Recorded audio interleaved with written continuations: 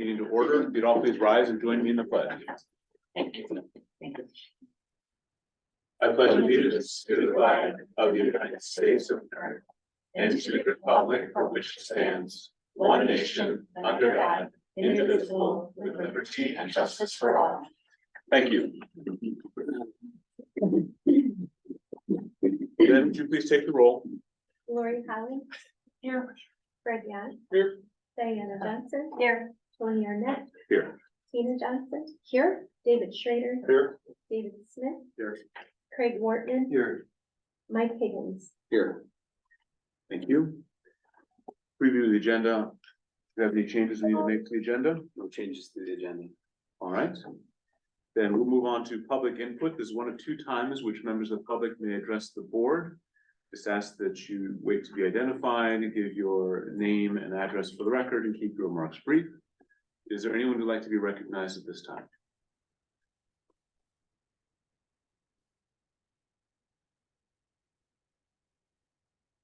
Wendy Pliska, 809 Fieldhouse Road in Morgantown. And I should say, please make sure to fill out the list we have there. Thank you. So you folks know that we are always here to actively support our students. We're here tonight to thank you for supporting our students and our staff. We want to offer our condolences. I think you probably all know that the district lost a student. Parents were notified today, and we want to offer our condolences and thank you for supporting our student services staff and making them available to students and teachers, as parents and community members. That's something. So again, we offer our condolences and our gratitude for taking care of our kids. All right, thank you. Please, sir, go ahead.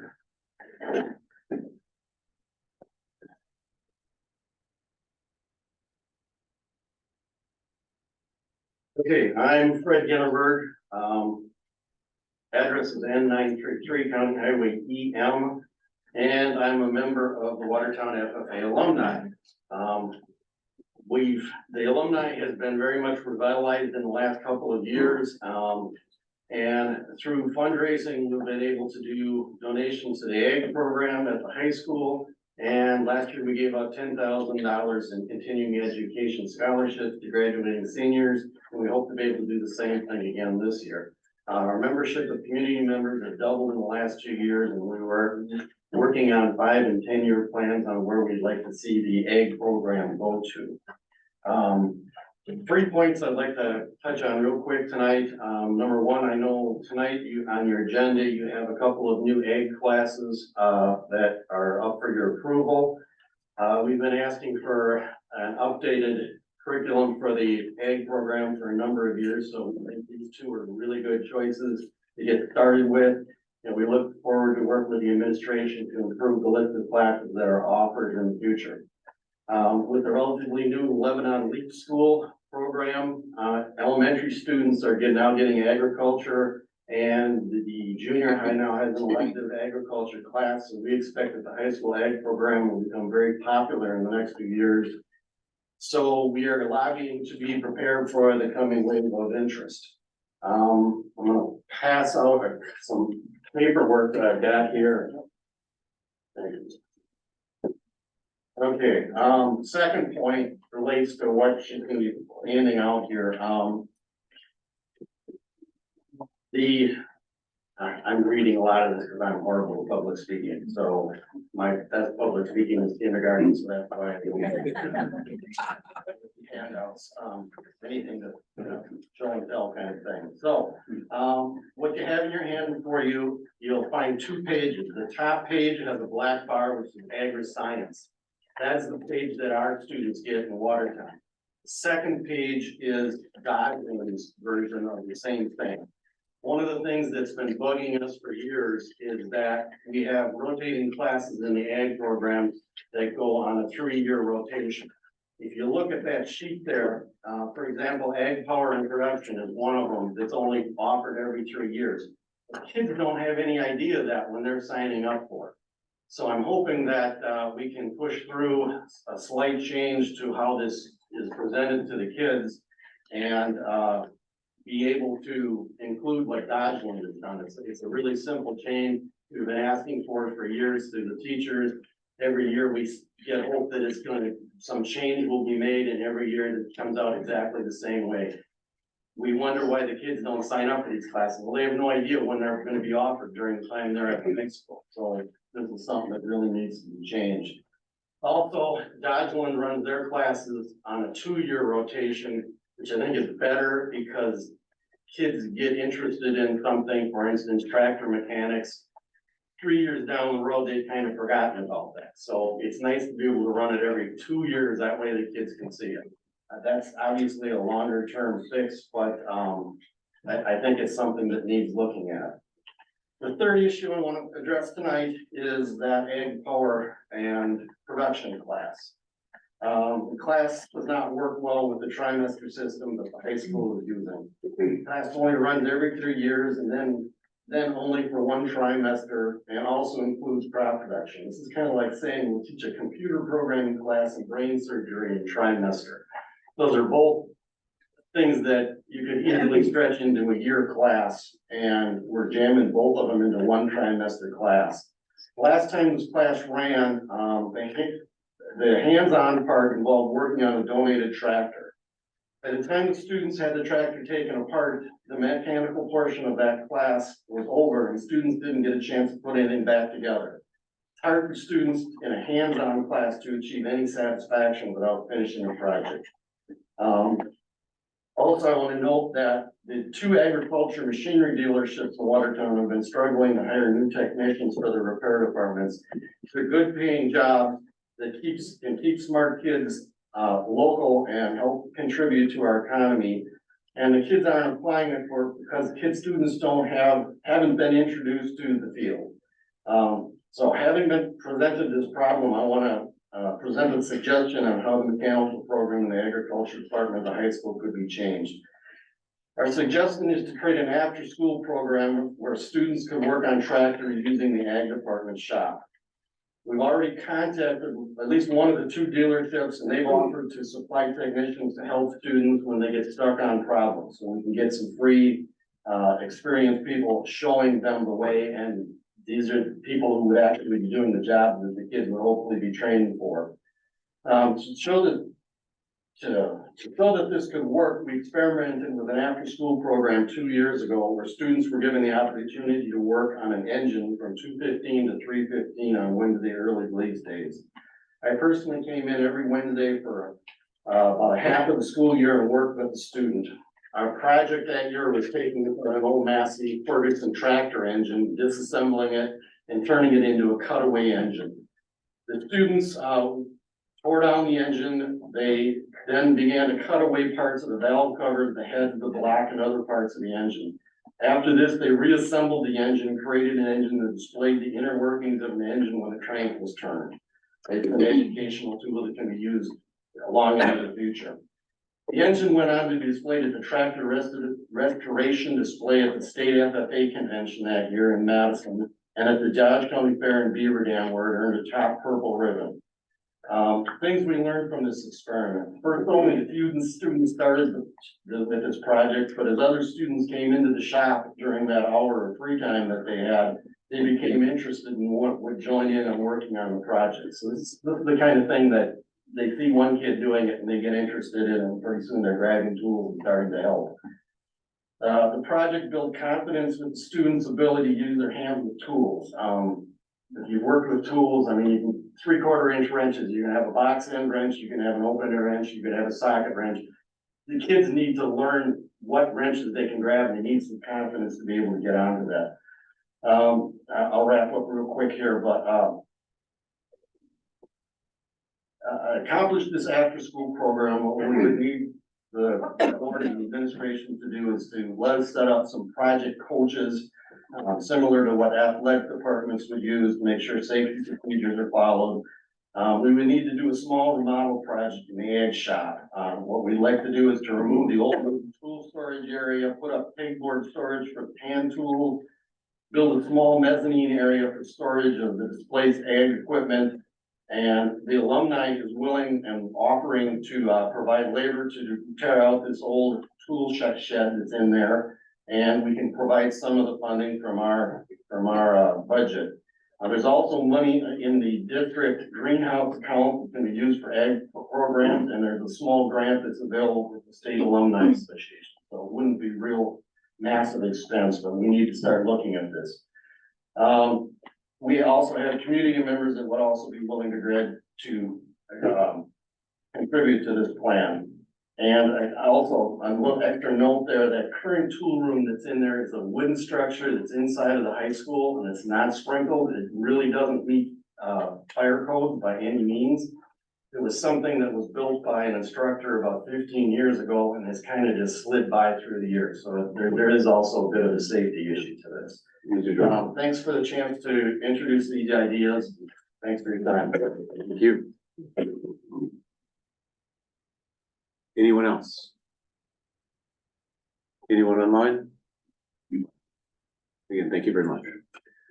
Then we will move on to announcements and recognition / communications. Our first item up is our student board representative from Watertown High School, Grissom Walter. Good evening, I'm Grissom Walter, the WHS Student Council representative. Over the last month, we've had a few things happen. On October 25th, NHS hosted a trunk or treat event at the high school for Watertown's elementary school students. 86 WHS students volunteered with 28 different vehicles. NHS also participated in the annual Rake Fest with 70 WHS volunteers raking 37 lawns on November 4th. NHS is also running their big annual fundraiser through Ferris Brothers this year. The WBR dance team took first place with the highest score in hip hop at the Trojan Dance Invite on November 11th.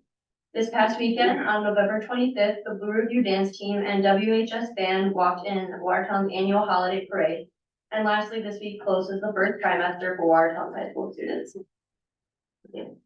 Thank you. Next up, we have the Spanish trip proposal. Fine. All right, good evening. If you don't know me, I'm one of our Spanish teachers at Watertown High School. And it's been a while since we ran a Spanish trip. It's been since 2019 when we went to Peru. We had been doing it every 2 years pretty much, but one due to COVID and two due to me having 4 kids under the age of 8. It just hasn't worked out, but I think we should have all of them out of diapers by 2025. So I think I get the okay for my wife to get out of the country for a week or 2, a week and a half. We're looking at getting out right after graduation. I know the dates right out there now are June 10th to June 20th. That was before the proposal was sent out, or the survey was sent out for what our calendar is going to be, whether we're going to have the whole week of Thanksgiving or whether we're going to have a couple days of Thanksgiving. You know, obviously we're over a year and a half out right now. We have plenty of flexibility. I confirmed with our tour company, so we'll be out after as soon as we can after graduation. So, but we're looking to go to Panama. We're looking to spend about 7 days in Panama. And in Panama, we're kind of centered around 3 main things. One is we get to take a look at it and really get to know the Panama Canal, how it works and how it's important to worldwide commerce and things like that. 2, we get to take a look at the biodiversity. We go to a place called Monkey Island where we get to learn about all the different monkeys that are there.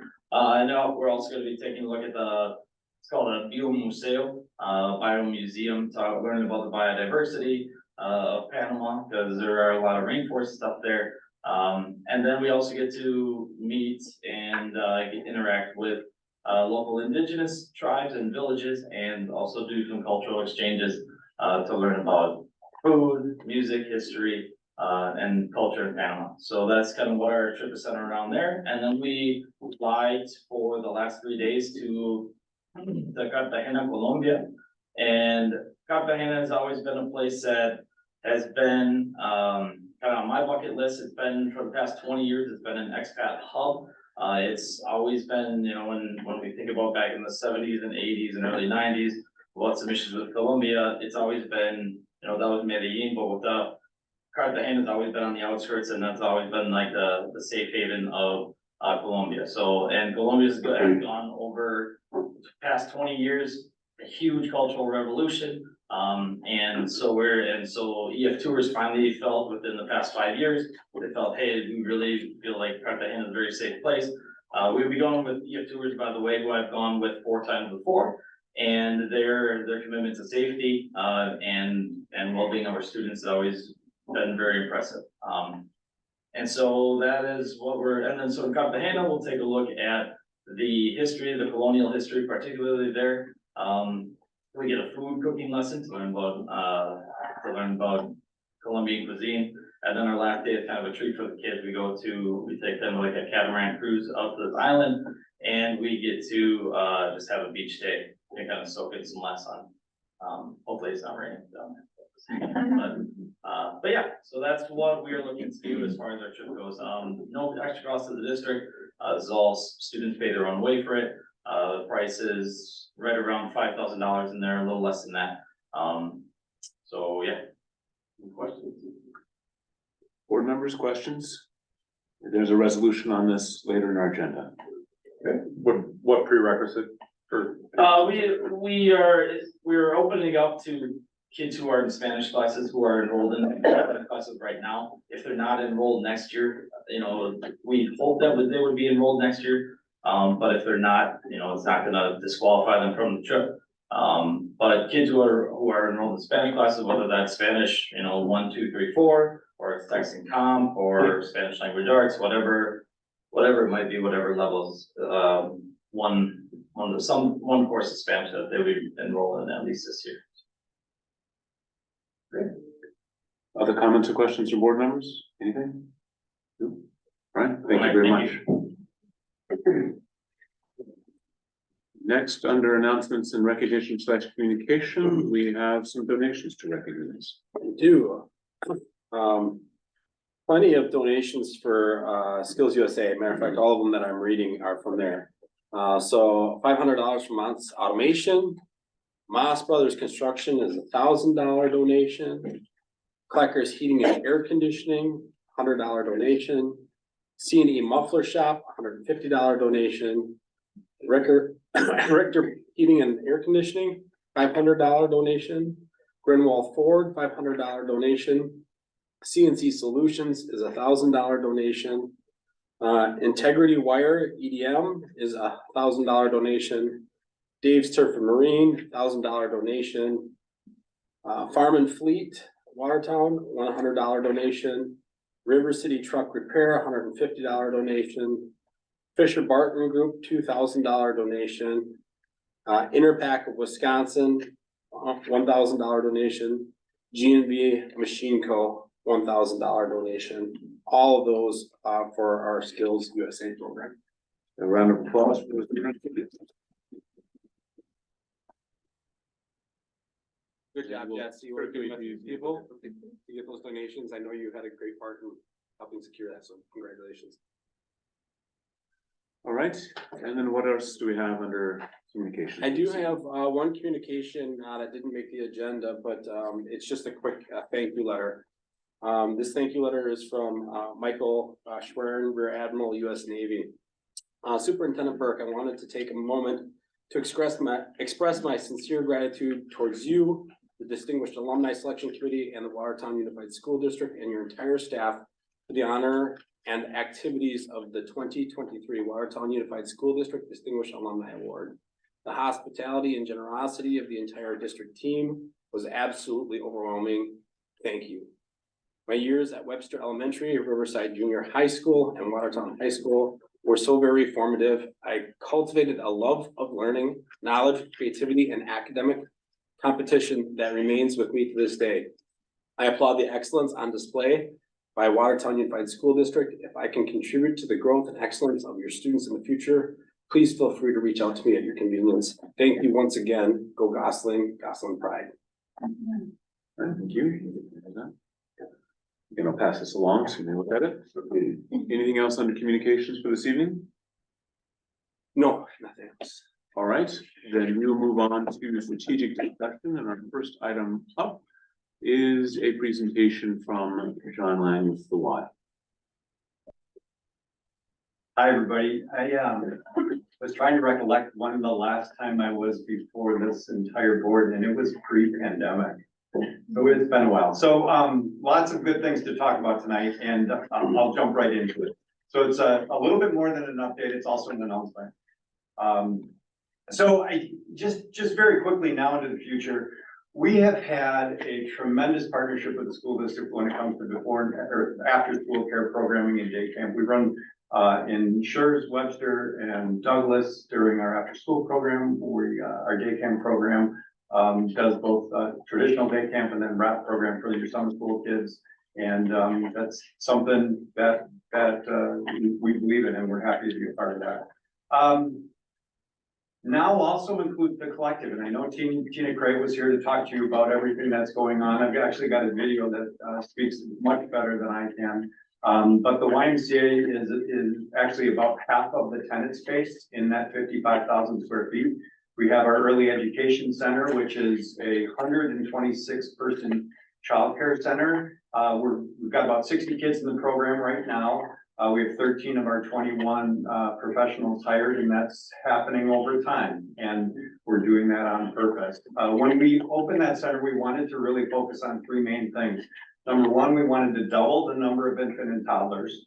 Infant and toddler care is really hard to come by, and we could have filled all of those rooms already, but we're having to scale that up. The second thing we wanted to do is we wanted to increase wages. So the average wage of a childcare teacher was $10.98 when we started this project. We're paying $17 an hour for childcare teachers, $15 an hour for assistant teachers, and that still doesn't really cut it. Health insurance, retirement, all those things are part of our benefit package.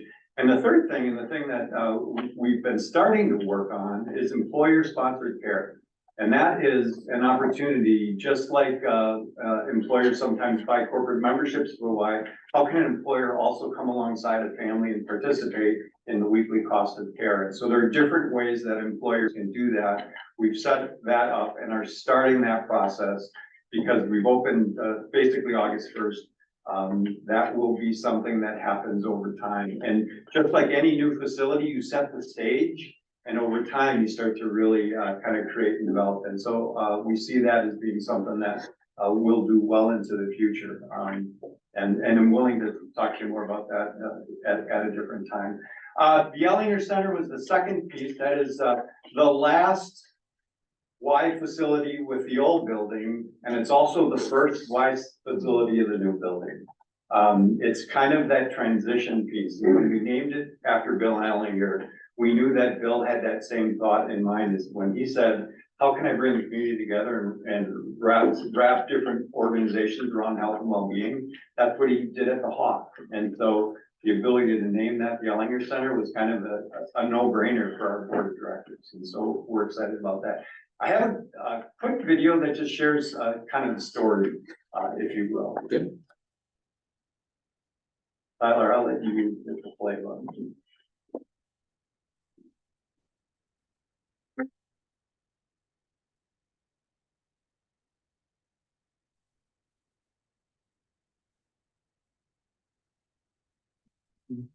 Okay.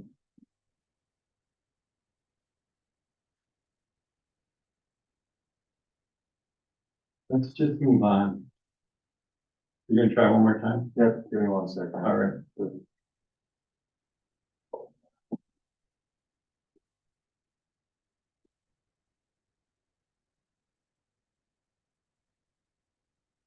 I appreciate the gentleman was talking about speaking in the assessment speeches in kindergarten. I kind of feel like some people want to tell me that.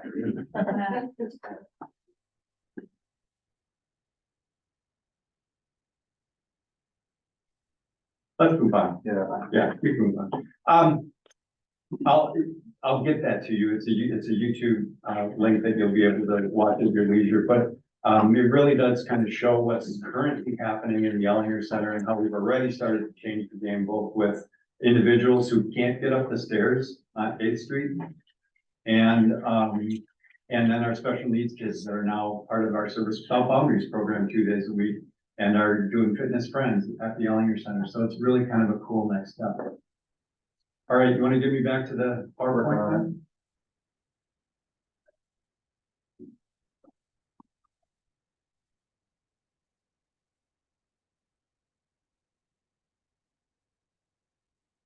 Oh, that's video.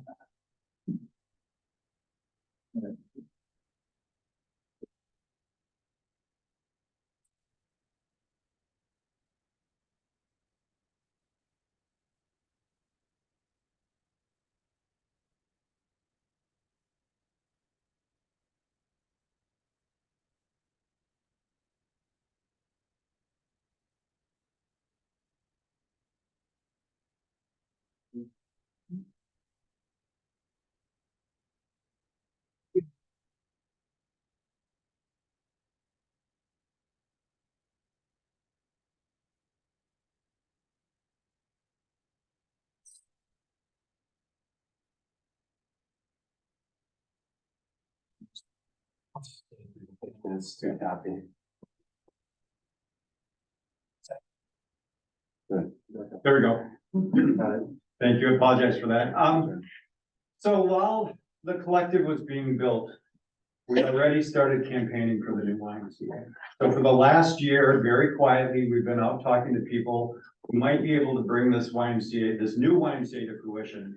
When we looked at the collective as a site for the Y, it really was, can we put childcare here? Can we maybe do some more programming? And that's where the Ellinger Center was born. And then can we cite the new YMCA? And so all those questions were answered yes. That's how we proceeded forward. And over the last year, we've been very quietly talking to people who can make this a reality. We're now public because we've had great conversations. So, so let me just share with you somewhere this summer, the conversation stopped being about when are we going to build a new Y and how much of the new Y are we going to build? And that was kind of a cool opportunity. And so on the 11th of November at our auction, we were able to announce the public portion of the campaign for the new YMCA, the first phase. The first phase consists of $17.8 million to basically replace everything that's on 8th Street. Okay, so gymnasium, walking track, exercise spaces, et cetera, everything that is at the 8th Street location. It also sets up for the second phase, which is the aquatic center. 25 million bucks all in isn't something we thought necessarily we could do. We thought we'd ask the donors, and there's still the shot that that may happen. We do know, however, that we're going to do phase one. I mean, I'm at the 4-yard line of getting phase one done. We announced that we're at $1.7 million in a public phase of the campaign. So with donations that we believe will be coming in, and then donations from the community amounting to $1.7 million, we'll be able to build phase one.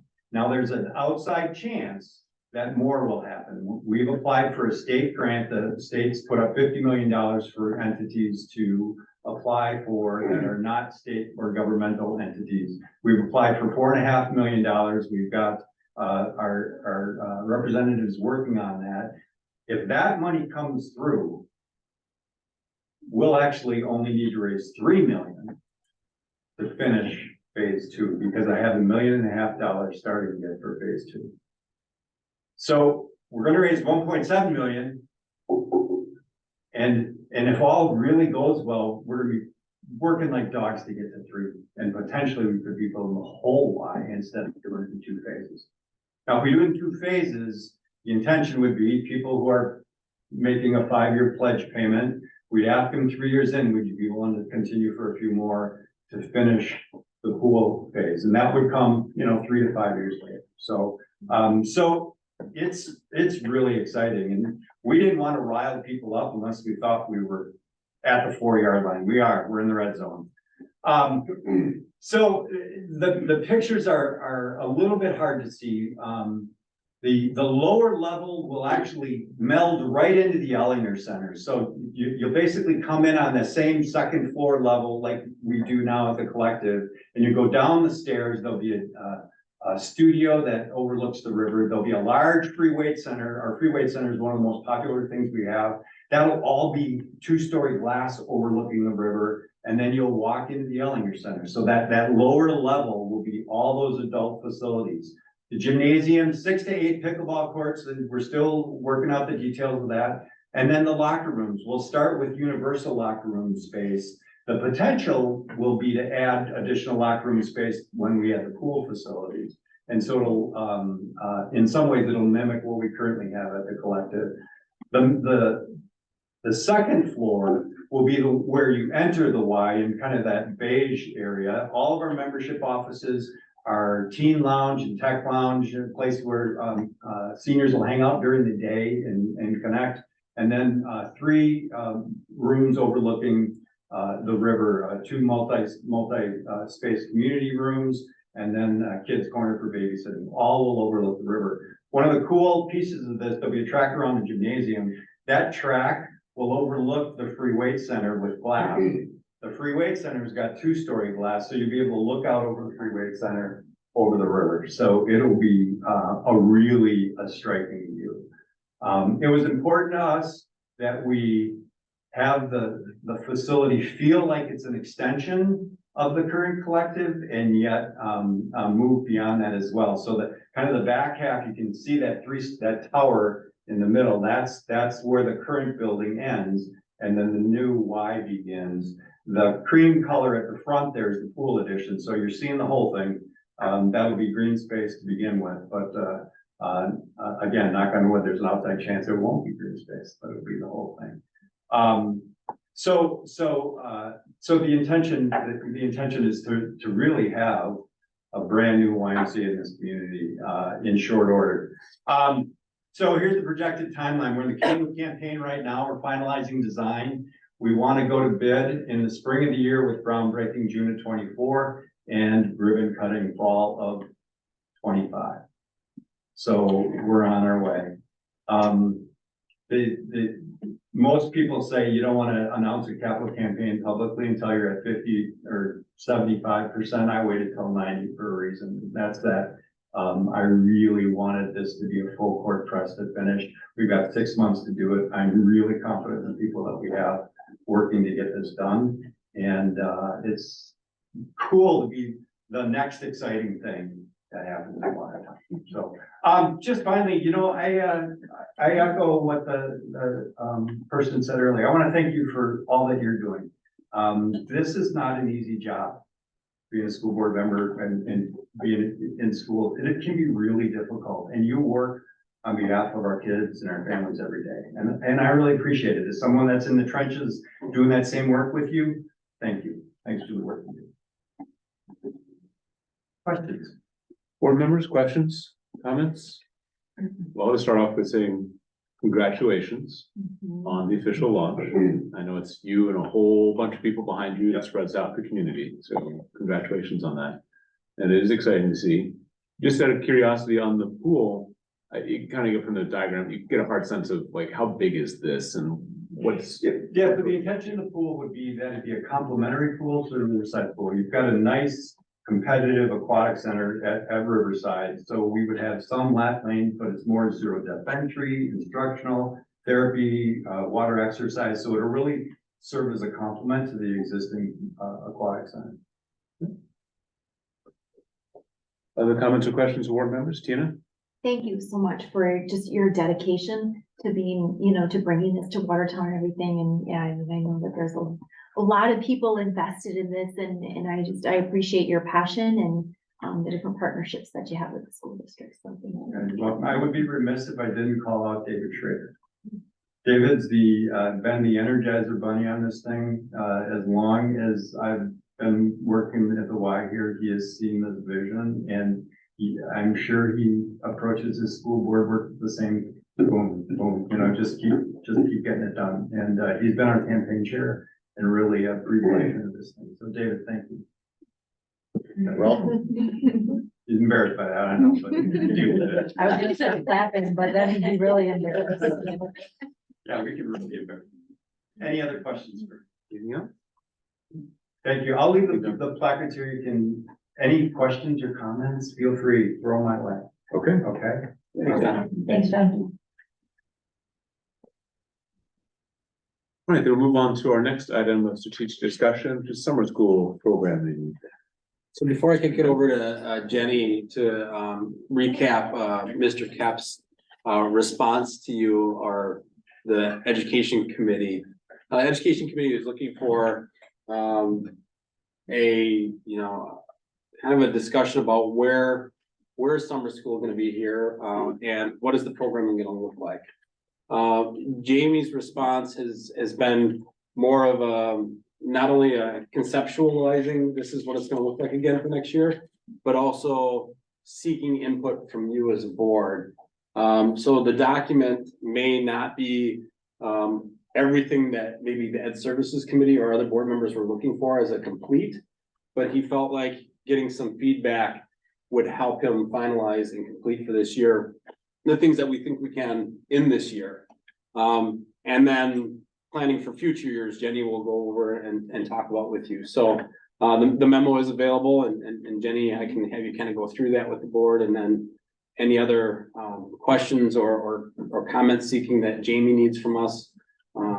You know, we can do that as we go through the discussions. Perfect, thanks. As Dr. Burke shared, as a result of our Ed Services meeting, I believe in October, we were looking for additional feedback from the full board regarding the summer school of 2024. As you can see from Jamie's memo, the recommendation essentially focuses on elementary and middle school summer school coursework as it relates to students who may not be at grade level. What Jamie is proposing, and I know he wanted to be here tonight but wasn't able to be, is that we work a process with the administration where we are beefing up our recommendations for summer school for students who are below grade level. Not pushing it as a full requirement for any student who is below grade level, but brainstorming ideas and ways that our classroom teachers can put a little bit more urgency behind summer school recommendations for those students. I know that came out of a conversation from Ed Services during Ed Services in the month of December. And not to be too much of a spoiler alert, we are going to be examining a research study proposal for summer 2025 and beyond, and looking at more full recommendations for changes for summer school at that point. Given where we're at for planning,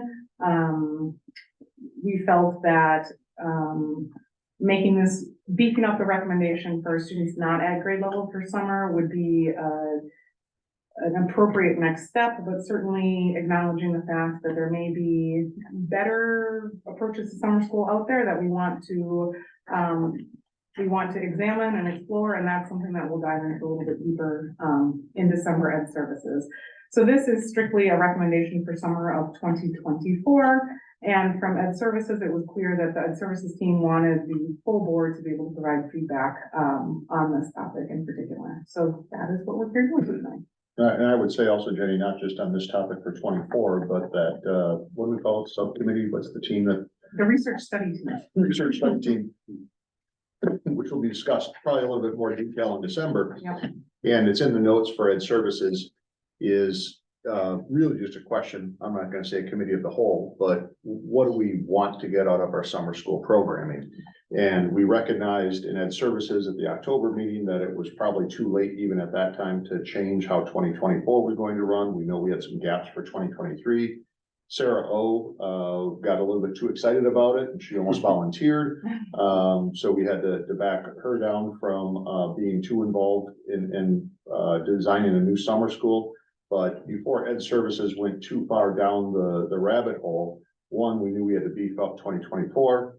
And two, we're still looking for what do we want collectively to get out of summer school, and because of timeline enrollment and course catalog and expectations, that's not something we're going to be able to do in a 2-month period and have it in effect for the summer of 24. We'll have to roll that out and make that more official in 25. So that's probably just paraphrasing what Jenny just said. But this is a good spot for a strategic discussion, but I don't think we need to, go into a full blown discussion now. Just want to let you know what is going to be coming up in Ed Services and trying to get input from all the, interest holders on what we're trying to get out of that program. I have a question. If we don't have a discussion now on 24, when would that happen? Because I guess I was understanding from what Jenny just said, that the ed services discussion will basically be 25. That's right. This is So, 24 right here. It's We my had a knowledge. brief discussion at ed services about things that we wanted to see, but my understanding is this is my first time seeing what the proposal is. So if we don't discuss now, I guess when would we discuss? Tonight, Tonight is the discussion. Jamie's looking for some feedback. Okay. Yeah. I just, He put So, out but there, good point. So this would be more for the 24 feedback. of This is just for document, this But be summer's. aware that if we're gonna do a total, yes, So- like, tear it down and rebuild it, that's gonna be about Yeah. a 8 to 10 month process that starts in you December. know, this is just on this coming summer. Right, that's what Jamie has in front of you here. Got it. And what apparently he solicited staff and principals and administration on what we wanted to get out of it last time and what we're hoping to get out of it in the future. and again, at that, this is again, his very skeletal recommendation, because if the board were to turn around and say, we don't even like where you're headed here, we want you to go in this direction, then we're on a very short runway to consider and make that happen and then have that bring back to you, so we can get communication out in January, February, at the very latest to families, talking about what summer plans look like.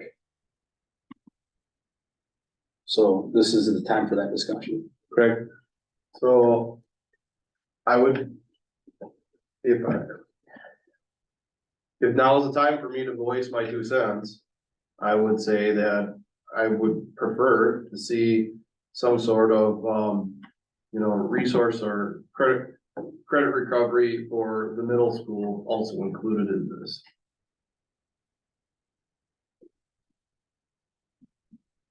I guess my question for that is, do they really call them credit? You know, credits are typically high school earned. Sure. So then it becomes a different, correct me if I'm wrong, a different process.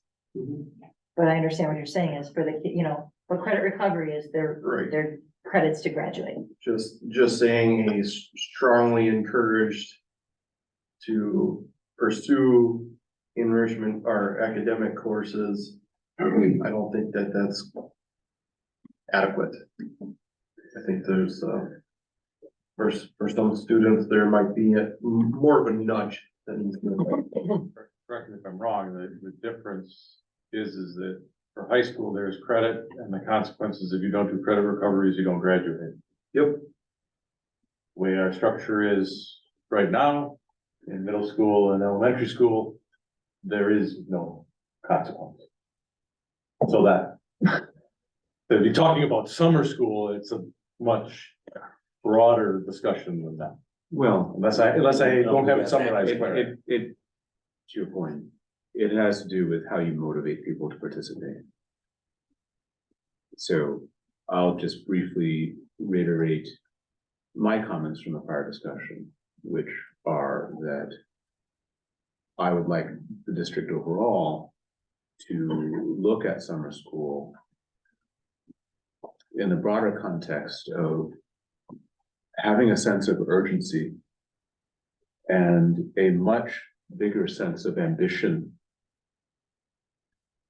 about the tools and processes we bring to bear to advance achievement in this district.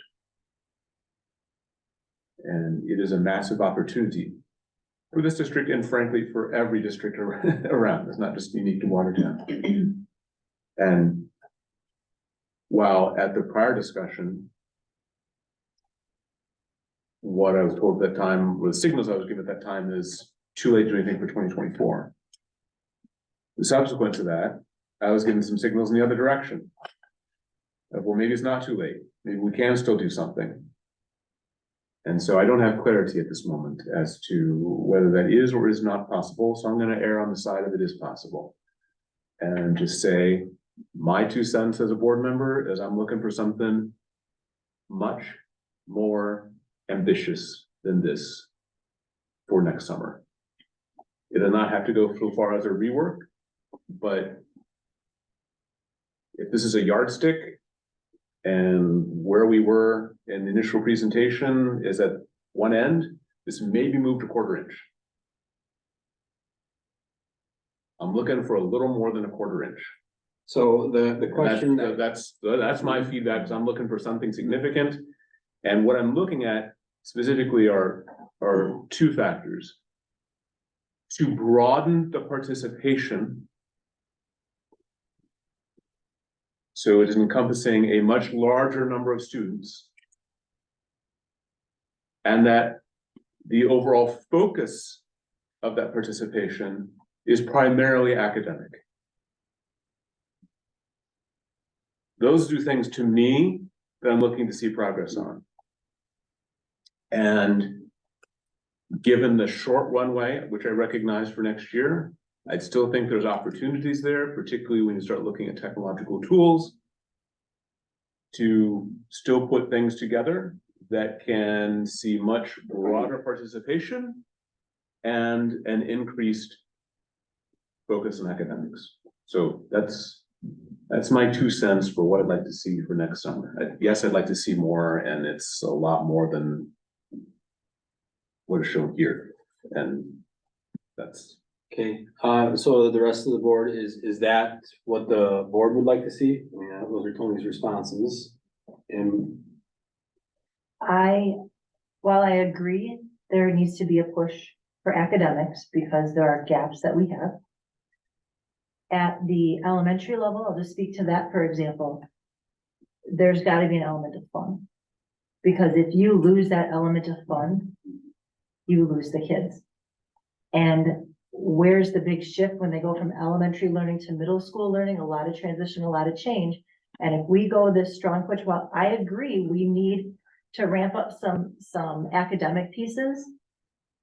I don't want us to lose the fun components that kids have, because to me, you're gonna lose them in a different way. While you might make short-term gains academically, it's gonna be a larger, long-term game that you're losing because school's not fun anymore. I don't even wanna be here. I'm not gonna come. You know, so finding that balance has to be important. And so I wanna make sure we don't lose that piece. We're talking kind of broad scope, yet when we look, I guess when I'm looking at the proposal here, I have a whole different set of questions when we talk about the high school, so maybe I'll save those to transition. I guess a couple different things. When I first took a look at this, I appreciate the information as far as like the understanding of where this is headed. Because I really didn't have a context for this.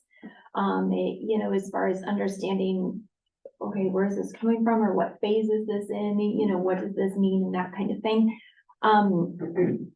Considering that, you know, there probably, I guess, you know, was some feedback at the end of last summer and things like that. I guess I was disappointed in the vagueness of this. As far as, I get you need some direction from the board, but as far as even like planning, I think I saw, you know, increase enrollment. Well, but what, you know, what does that part mean? And just as far as having a little bit more plan and a little bit more thought put into, you know, those other components. I fully agree with Tony and Diana as far as, you know, I don't know exactly the details of, you know, like what the progression has been. I think there had been a component that was required as far as academics. And I don't know what the structure of that was. And then there wasn't any, you know, required and stuff like that. I think there definitely needs to be that academic component. I'm not sure how that, you know, comes across as far as that's concerned. But you do also have to have the other, you call them enrichment classes, fun classes, whatever they are. But I think we definitely need to have a much stronger focus on the academics for the kids that need it. You know, because that's part of our strategic plan is affecting, you know, student achievement as far as that goes, and the enrollment piece. You know, those two things can have an effect as far as the summer school program. so I'm gonna basically call the question on the idea of mandatory enrollment for an academic or not. We've gotten some feedback in the past that if there's a mandatory enrollment for academic, then I'm just not gonna send my child. We're just looking for an enrichment activity. I don't know how much feedback there was, but I just wanted to share that I think for Jamie and his planning, him having a definite answer on whether or not we need to make it, mandatory or not is really important information for how he's going to design things. And also where he's going to set expectations for enrollments and other things. And that mandatory enrollment can come in a lot of different ways. It's yes, everybody has to have an academic, or you only have to have an academic if you didn't pass all your classes, or some other things. Now, that can get us into some, treacherous waters about, what you get access to or not access to. But some people put that suggestion out there, all of which is quite confusing for a director who is looking to run a program, but is struggling, you can see, with the design concept, because they put the recommendation out there to not. And I think we'll have a better idea when they hear back from us as to what we say we're looking for. So again, what you're specifically asking for is what Tina was referring to, which is that at one point in time, there was a requirement that if you enrolled in summer school, at least one of the classes you selected had to be an academically oriented class. And they were all clearly marked in the brochure you got as to which ones were like that. And then that requirement for an academic class as a portion of it was removed. So you're asking specifically about that. That is the question that will get us started down a path of maybe some other questions for other discussion, but. So, well, I would love to answer that question. I struggled to do it because to me, summer school and the entire time that I've lived in this community, my entire life, has lacked an identity. I see us straddling multiple identities. Are we doing summer school for academic? Okay, if we're doing for academic, what's the motivation for an academic? I have yet to understand what that motivation would be for an academic piece. We straddle with enrichment. Well, that's the fun piece. And I hear kids in the community say, I'm going to summer school because it's fun, because I get to do. And that's the kid with some influences from others saying, I want to go and do something fun and enriching that I get to do. And then we have the childcare piece. We can't ignore that. The childcare piece exists and kids are there because there's a family need for them to be there. And then we have the strength of speed and athletic piece as well. That can at least sit a little bit by itself by the way it's structured.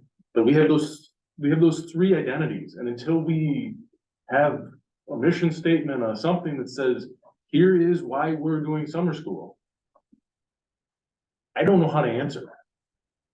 And once we do that, then if it is academic, we've got to have a push and a reason for the academic. That's why right now it is absent, and I don't know how we, to say, well, however the principals decide to do it individually, to encourage. I don't get that. That doesn't. I guess I would step back and I would say, well, in this case, this is the discussion we're having, right? We're trying to define what is our vision, or what is our identity, so to speak, when it comes to this particular topic. And I would support Tony's course of action to be more academic minded. I would support a mandatory academic requirement for the program. And so yeah, but I do find value in enrichment as well.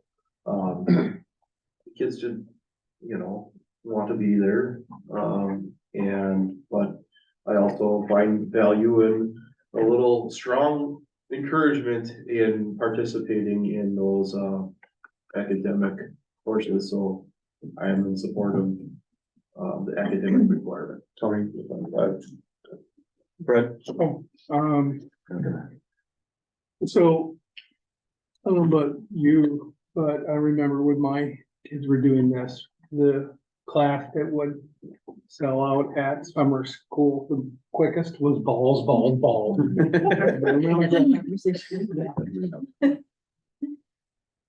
The thing with this is, and Dave, you hit on the head with the childcare piece of this. For birth to 5, the Watertown Family Center has playgroups. Part of the play group is you get there, you get play, but they also have an activity. So it's an art project usually, and you get a snack. They do this in the summer, they do it in the parks. They rotate parks in here. Now, again, this is birth to 5. If we don't have an academic component to this, we're the family center. And we're the school district. I think academics goes part and parcel with that. And I don't see there's a reason why we can't say, hey, if you want to come to summer school, there will be a portion of this. Now, we don't need to have enrichment and academics in 2 different lanes, in my opinion. I mean, most of the administrators here know that we can bake in that academics into other things. And I think we can do that, and maybe that's part of the curriculum, part of the instruction that we have to rethink here. But there needs to be that academic part of this, you know, and it doesn't need to be stated in such a way that it's your vegetables, that if you want your dessert, you have to have this. I think we can bake this in a little better than that. David? Yeah, I was just gonna comment, first of all, thanks for all the input. This validates the entire reason why we have a cart and we have a horse. And it's not exactly easy to figure out which one comes first. All of your inputs are exactly what I was hoping to get when we tried to push this to the quote unquote committee of the whole. And the one question left unanswered was Tony's first question, is how much runway do we have? And everything that you guys said is exactly what I hope to be able to bring up and decide on and create the mission. And Dave, you summarized it great, the 3 characteristics of the programs or the programs that we offer. That's exactly what we would be looking for, but it was, I think, my understanding and many of the administration's understanding that was, let's call it an 8 to 10 month process, and summer of 24 was not in play. Okay, so this is the document for us for summer of 24. If Tony's question gets answered, which is, we do still have enough time between now and then, call it April 1st, call it whatever, Jared, then we can put a bunch of people on this to create a vision and a mission and a definition of what we're expecting. But if the feedback from the people who have to implement it and the people who have to get the teachers and enroll the students is that it's too late. I hate to say it, that it got presented to us in October originally, and we're too late to change the summer of 24. But if we are, then this is exactly what I wanted to get out of the committee of the whole, is an understanding that we do have an appreciation to improve it. And I think we all do. And then we are left with, okay, what tweaks can we make to the summer of 24, summer of 25, summer of 24 that we missed last year, that we missed because of just a gap in, let's call it communication, a misunderstanding. The people didn't realize what we were after. And so this is the document that tries to dress up or beef up, as Jenny said it, what we didn't get right in 23. And if we have time, we can put more effort into this to get it right in 24. But my gut feel is that that's exactly what we were going to talk about at Ed Service in December. That's the team that we're going to put together. It's going to include all of your inputs, which I agree with pretty much every single one of them. And we all recognize that there's competing interest in this. So the call to question, it doesn't have to be academic. I think we all want it to be. The question is, can we make it that way in 24? Or do we come back to Tony's original question and then that gets asked to Jared and staff? It says, what can we do between now and then? And if you just don't think you have the bandwidth, then this is discussion for summer of 25. And I'm trying to not let the strategic discussion go for a half hour. That's why we were going to kick it off to a different group to talk about it, but wanted to get your appetite, and it's high. I mean, people want it to get better, so. If I may, you're very clear, and what I'm not trying to do is trying to do a visioning for our whole new program, right? Right, not That's- tonight, right, not tonight. But to affect our key programming this summer, having an idea of what route you want to go down, academic or enrichment, or strongly recommend or mandatory are two different things. Right? But if we have a clearer picture of what this board is looking for to drive at least this summer, and then we'll carry that into the visioning process, that will be a great step in the direction of making progress. Is that one answer and one question then? I mean, one question and one answer, what you just said, is it mandatory or is it strongly encouraged? Correct. Is that's the only Because question we're trying to answer you can tonight for see- summer of 24? You can see the administrative recommendation from Jamie is, I would like to have it strongly encouraged, and I know there's ways that we can work on that as an admin team. And we think we will have a better outcome than we did this year. Okay? If it's mandatory, academic, and we have to scale down enrichment and beef up academic, we can still do some of that on the short run, not as a large visioning, but we can still do that. I just need to hear that that's what you're looking for. Is that a realistic, in the mandatory, is that a realistic ask? When you, if it's mandatory for kids to take XYZ enrichment class, they have to have an academic. That means we have to be able to offer all different levels of academic. Do we have the bandwidth to do that? With the staff. I said it will change the trajectory. I didn't say we'll have a final and complete. That's for No, I discussion. But we're past. talking about that for this next year. If we're talking mandatory versus, strongly recommended, sorry, if we're talking that for just this next year, I'm wondering, do we have that bandwidth for 24? Well, we have the bandwidth, but you're asking, do we have a complete answer for everything? No. So I don't know what your level of discussion about, do we have the bandwidth for that? Do we have the bandwidth to say, we're mainly gonna offer academics, and it's required for you to do an academic course if you're going to access some of the enrichment courses? You know, part of what you're doing, you can't just sign up for an enrichment course, you have to have an academic. We can do that. If you're saying, and how are we going to address every sector within the high school and every piece within all genres that we teach here? No, we can't do that. No, I'm saying that at the high school, we currently don't have that. And at the other levels, if there isn't, a lot of what's offered at the academic levels are for the lower, the more needy academic pieces. So you've got, can I say half, I'm being generous, half or more of those kids that wouldn't have an academic offering. So are we excluding them? If this is a mandatory piece, which now our enrollment for summer school goes down, which means the number of teachers needed, I'm just wondering, does the domino effect affect too many things by having it mandatory versus strongly recommended? I'm not asking us to go down a huge rabbit hole and make these decisions. It's just one decision does affect others does. that I'm wondering For this year. for this, you know, if we're doing it right now. So I'm okay with the strongly recommended. I struggle with the mandatory for the reasons I just stated. I'm kind of in agreement with Diana, totally on this. I think for this year, for sure. I mean, 2025 is a whole new beast and you can tackle that. I think strongly recommended for this year is the route to go. I'm not here to tell you, and I don't think anybody else here is how to do it. I think it's just, all right, you got the bandwidth, great, you're telling me you're good. That's strongly recommended and I agree with you.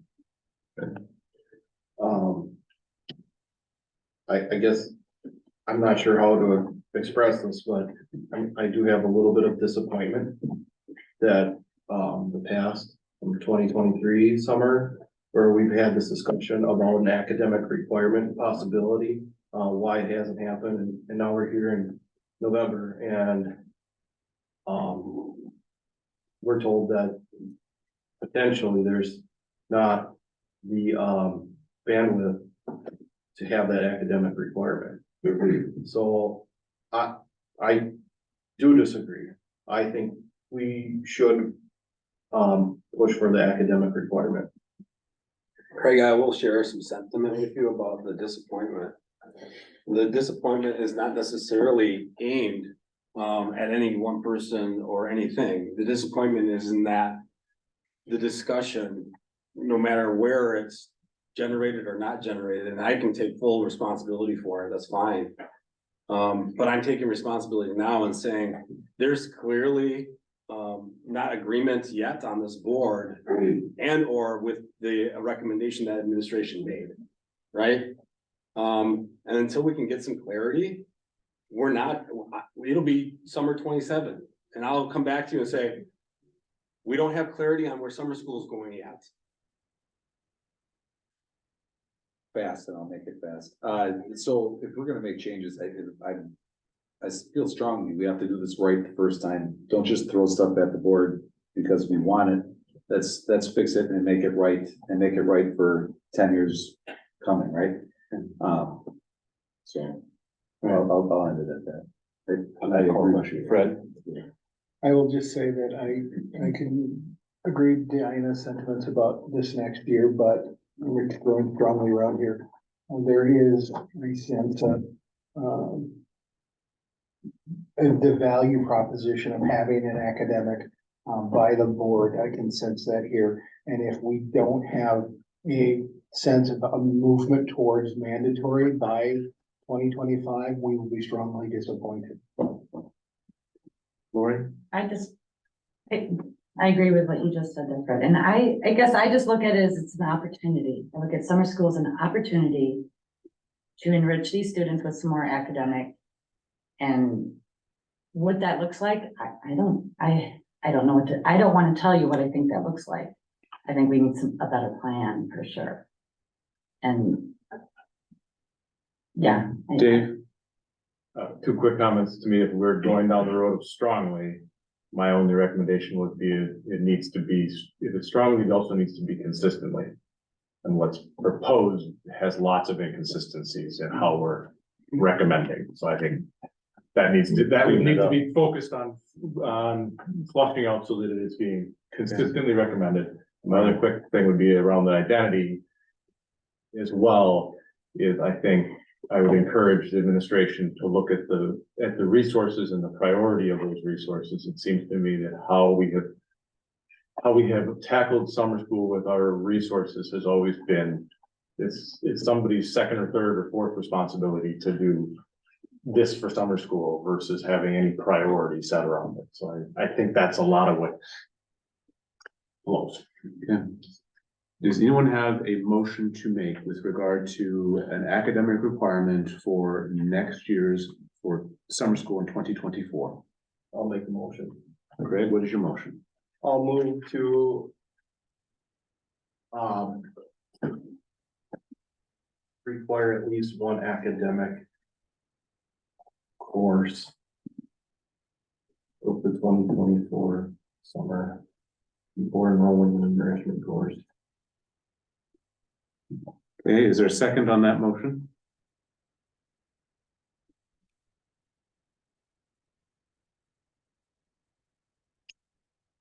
Is there a second on that motion?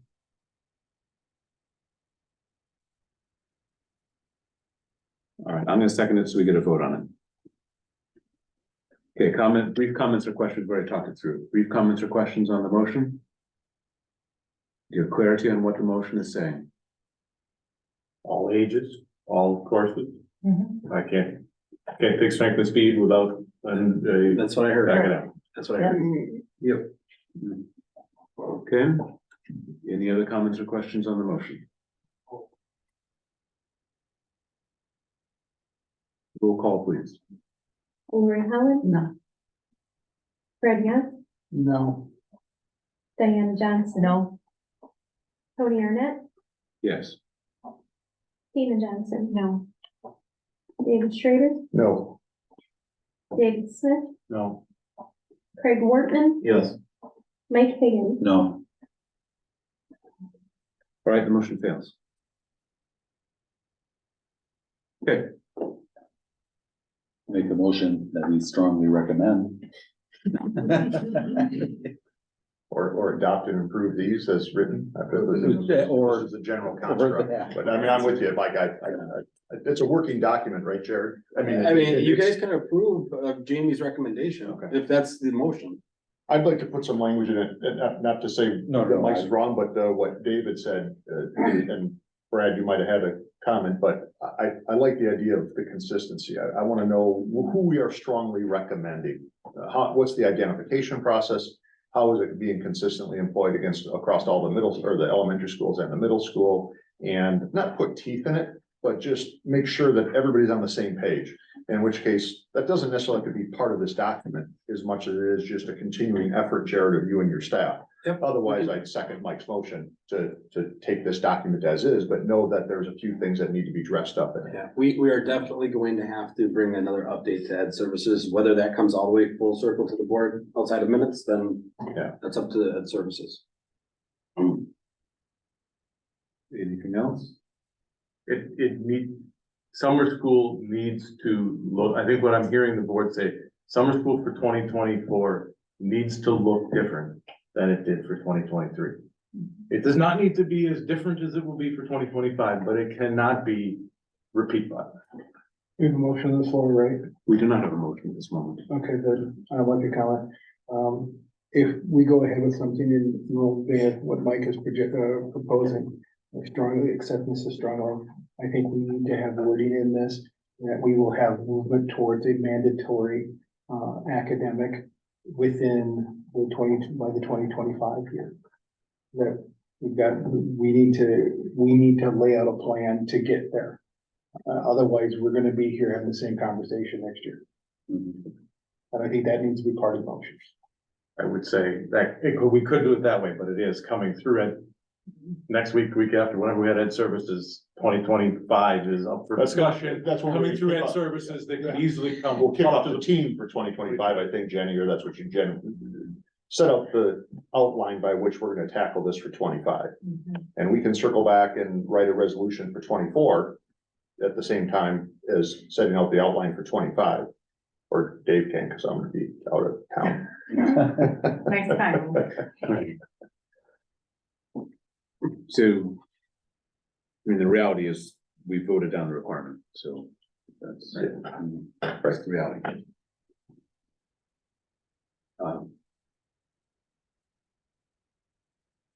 My last comment is, I think we asked the wrong question.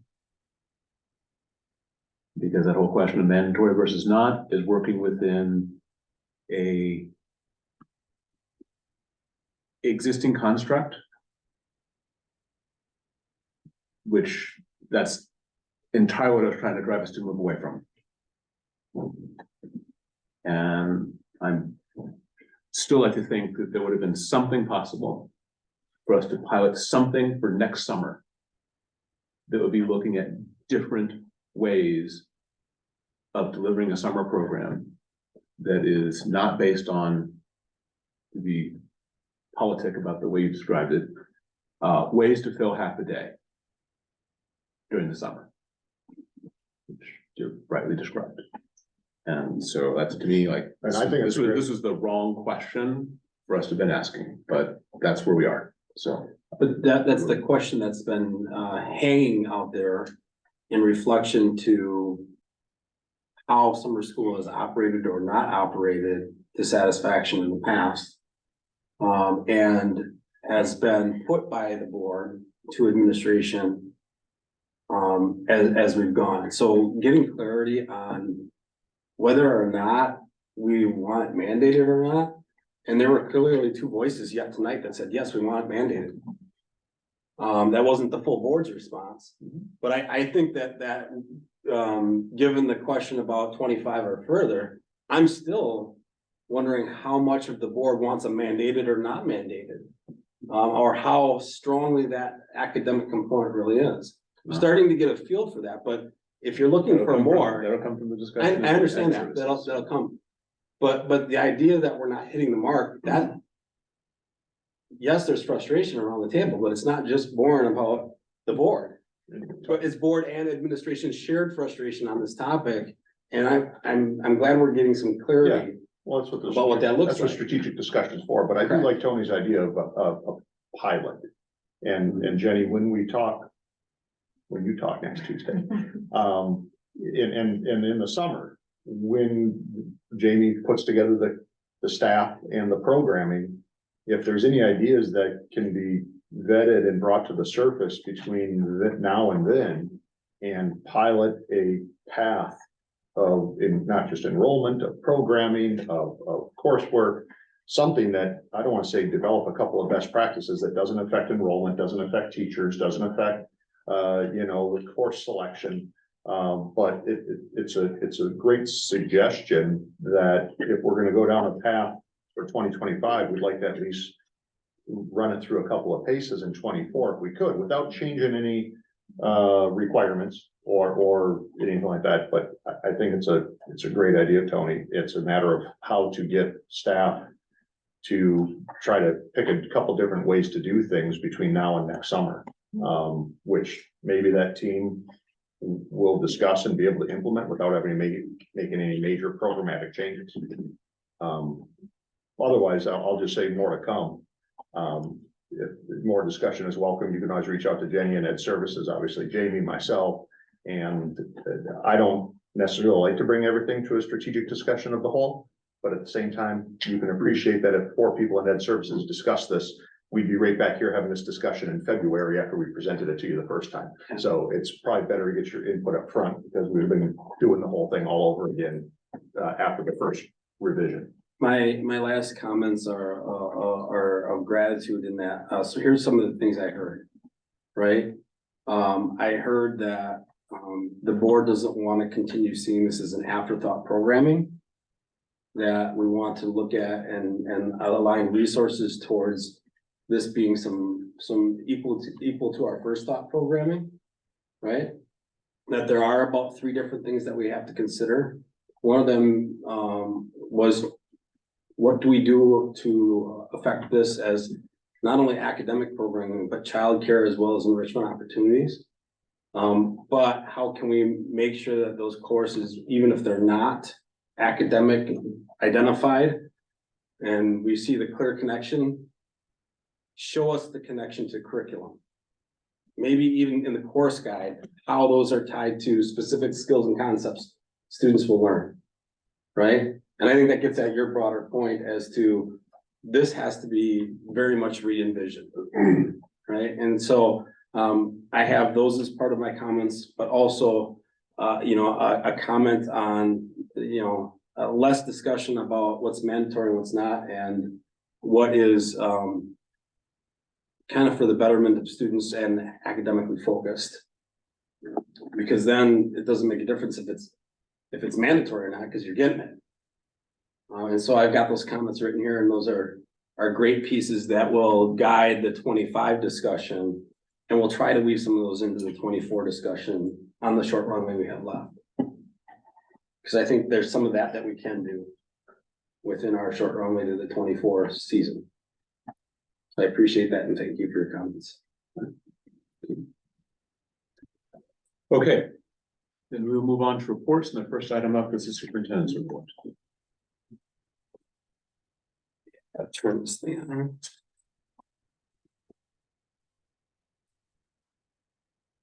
So the short superintendent's report again for November 27th.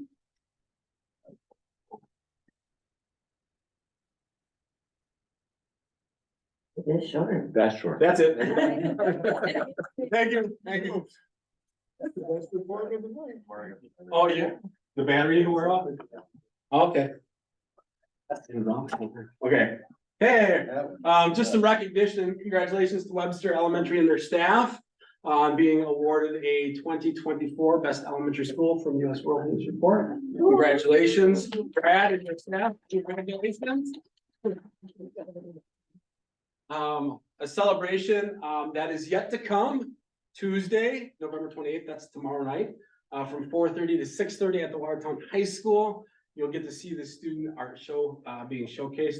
These are pizza with Picasso from last year. This isn't this year's art, but these were displayed at Douglas Elementary. So Just using a picture from last year to show some student art. And then again, opportunity for you to review our state report cards. I just wanted to remind people, this is more for the public, that they're out there and available. It just happened in the last couple of weeks. And here's some important reminders of dates coming up. We don't have any school, or we have an early release on the 22nd, no school on the 23rd through the 2nd. We will have the district office open on the 22nd. Very minimally staffed, maybe only one person here on the 2nd to take any board election nomination paperwork in. And that's gonna be really the only function for that day. It's generally a day that we're not even staffed here at the central office. So just know that if you come by and it's a little bit dark, there will be at least one person here on that day. And committee and board meetings, December 5th is educational services, and the 6th is policy. December 11th, human resources, the 13th is fiscal management, the 18th is our regular monthly board meetings. Know that those are different than our normal dates because of the holiday season upon us. And then December 11th is the superintendent evaluation closed session meeting where I get to sit and talk about our second quarterly with the board. So just a reminder of those dates. Any questions that you have for me on any other stuff? Questions or comments? No. All right, thank you. Fiscal, Fred? Thank you. The fiscal committee met on November 15th. All committee members were present. Also present were Board President Tony Arnett, Director of Visitors Sarah Duncan, Superintendent Jared. Lori was here as well virtually, and Diana was there as well. And first item on the agenda was the buildings and ground update by our new supervisor of building and grounds, Kevin Suko. Kevin provided us updates on the different projects that we have going on. The gym floor bleachers at RMS are done. The HVAC at Webster and Schurz is about 90% finished. All the units are installed and operating. They're just finishing up a few things there. And they have started the discussions on the master plan RFP for our facilities plan. We've got 5 respondents of that. Any further updates since then? Yeah, so we did have a walkthrough, where those who responded, if they chose to come, they came and did a walkthrough with Kevin, through all of our facilities, took notes, came back at lunchtime, asked a few questions, and then finished the course and round. And we do have a question and answer document that we're going to be finalizing out here shortly, per our timeline, and then we'll continue on with that. All right. ESSER update, ESSER $2 have all been spent. ESSER 3 is about 58% spent. We've got some more budget items on track to be completed by next year, September. And we have updated plan for the science and social studies curriculum will take place at future Ed Services Committee. Administration is going to bring a recommendation for utilizing the remaining $100,000 that is unallocated to the December fiscal meeting for those there. And then this next part, I'm just going to read this one verbatim. An updated 5-year financial forecast was presented to the committee. Some of the key items that were updated since March include the increased funding from the state biennial budget, which provided an additional $3 million in revenue for the 23-24 fiscal year, and the slightly better than anticipated enrollment numbers. The projection continues to show deficits in the range of $5 million each year, which will gradually reduce the district's healthy fund balance. The committee determined that an operational referendum in April of 2024 is not necessary. Administration and the planning committee will be monitoring the financial situation as well as the needs of the district, and will be planning for a potential operational referendum in the future. There were no changes to the planning calendar for the fiscal committee, and the next meeting is set for December 13th. Thank you. Comments or questions on the report? Good. Hearing none, then we'll move on to HR. Tina. Yes, we had our meeting on Monday, November 13th. And let's see, at that meeting, we had the majority of our committee. We also had Director of Business Services, Human Resources, and then also representatives of the United Lakewood Educators, for Watertown. And so we, exchanged, bargaining proposals. We went into closed session, for those details and things like that. We came out of closed session at 6:03. So there is a resolution on the agenda for tonight regarding the outcome of what those discussions were. And then we went through the consent agenda. We do also have a resolution for that, for the board for tonight for the staff appointments, resignations, and terminations. We also previewed a draft of the 24-25 calendar. And we're able to kind of give some input, some questions, and some direction and things like that. That will then, Margaret will take that back with staff. And then that will come back to the HR committee meeting in December. And then from there, it would typically come to the full board after that. So you will see that in December. As far as future meeting planning, topics for December meeting will be the calendar, will also be a rounding summary. And then in the future, most likely February, most likely March, actually will be a support staff salary study. We'll have the information regarding that. And then we did go into closed session again, as far as that discussion. And then we went back into open session at 7:26, and our next meeting is Monday, December 11th. Comments or questions on that report? No, thank you very much. Ed Services. Yes, services met on, let's see, November 7th. All committee members were present, plus several others, distinguished guests. A couple of the topics we've already discussed at length this evening. One was summer school. I shouldn't say a couple of the topics. One we've discussed already at length, and that was summer school. And then we'll also be hearing more in a resolution about the WHS course book proposal. There were several teachers in attendance to discuss both of those. The minutes are pretty comprehensive in that. So when we get to the resolution, you can either ask the question or you can review the minutes. Other topics, so we're Act 20, which Jenny's going to have more to talk about at a future Ed Services meeting. We also got an update from Jason Bull regarding the eCampus pathways. And they gave a summary of where we were as far as enrollment, profit, et cetera, revenues, costs. And I think that from an Ed Services, there were no additional questions regarding the curriculum, the efficacy, what kids were learning. So any additional questions regarding those programs, if they were necessary, would be handled by fiscal. Jason did note that those contracts do come up from time to time, and that would likely be handled in the fiscal arena as those contracts were reviewed, if they weren't strictly education related. And then we did scratch on restorative practices. And although we did get a good update from Mr. Cunningham and Josh, there's still a general consensus that I was picking up from the board in general, just regarding overall climate, culture, behavior, and how we're addressing it collectively, proactively, strategically as a district.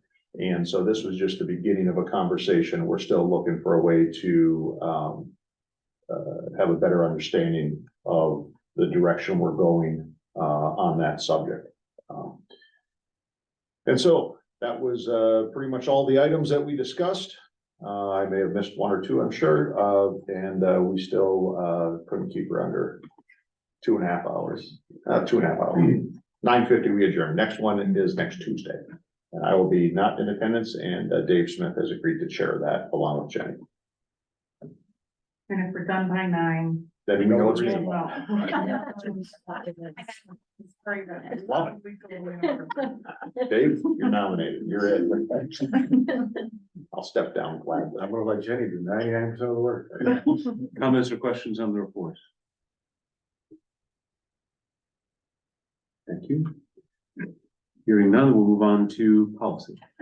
So there was a subcommittee of the policy review committee that met on November 10th. And that the members present were Tina and Fred. Regarding the discussion about the extracurricular activities and what those definitions were going to look like. Diana Johnson also presented, was able to present her perspective.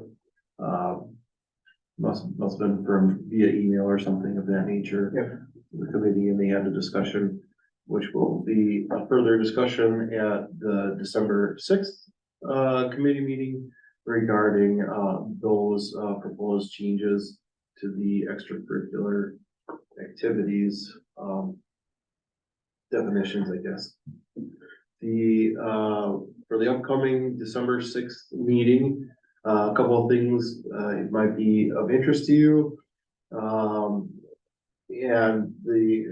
Jared and Lynn had gone through very diligently to try to match up the board.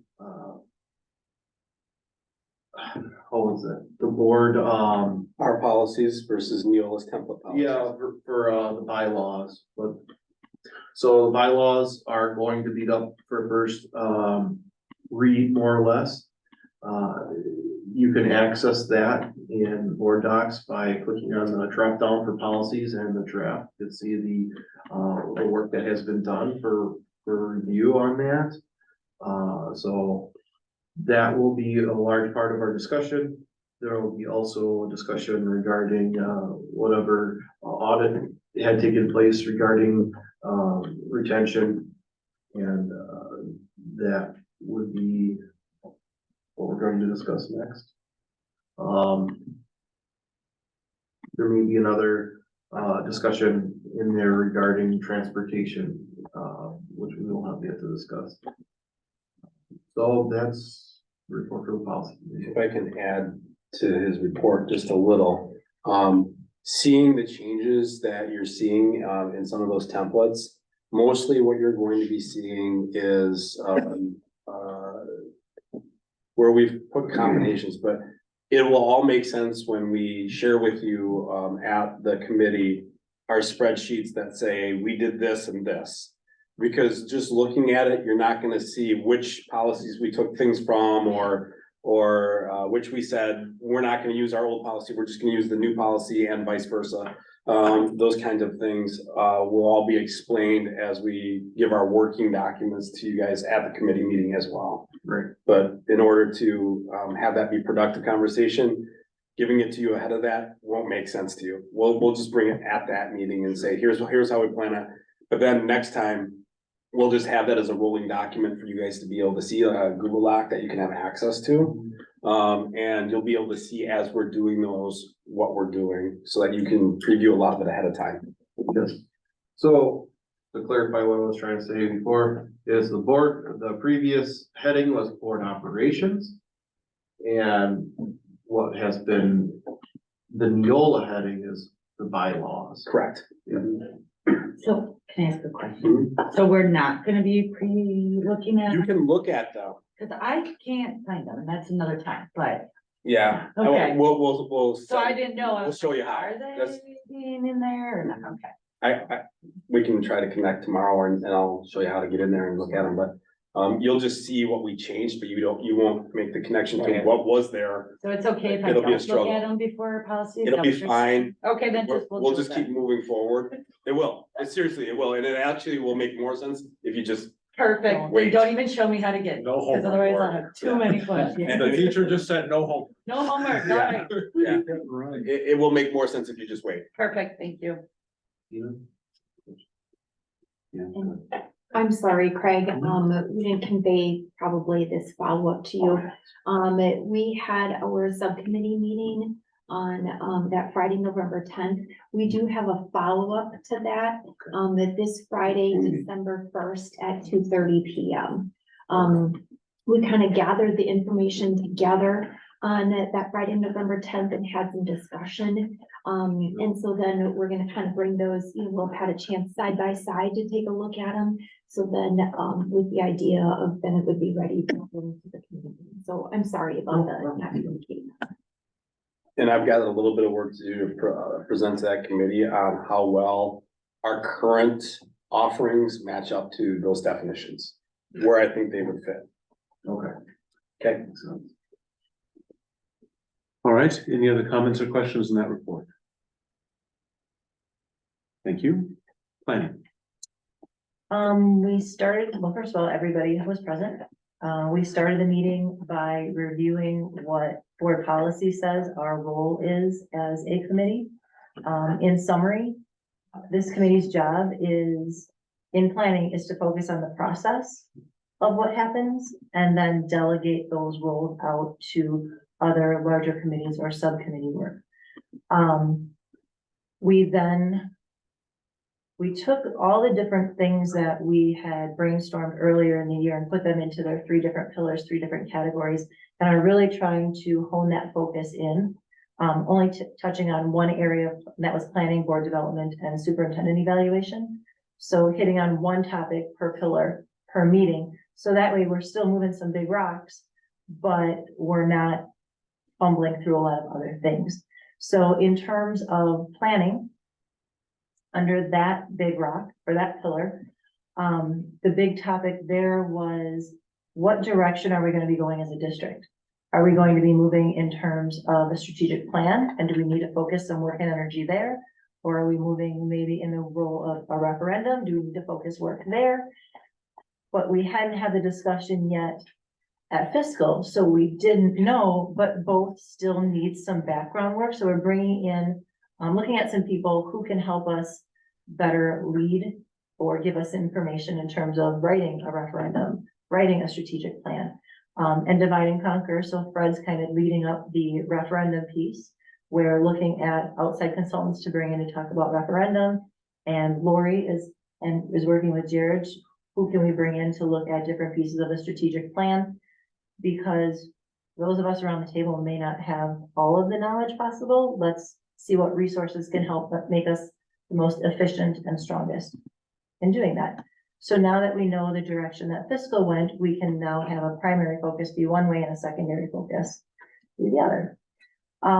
In terms of board development, we talked very, very briefly about the board retreat that we had. Tina had not yet gotten feedback back from all the different board members, but one of the pieces that we did believe strongly in is we need to continue to work and move forward in building that bridge between the board and the administration. And so what we're proposing to do at our next board meeting, and this was the help of HR, because they had talked about it on the side as well, is at 5:30, there'll be a little social out.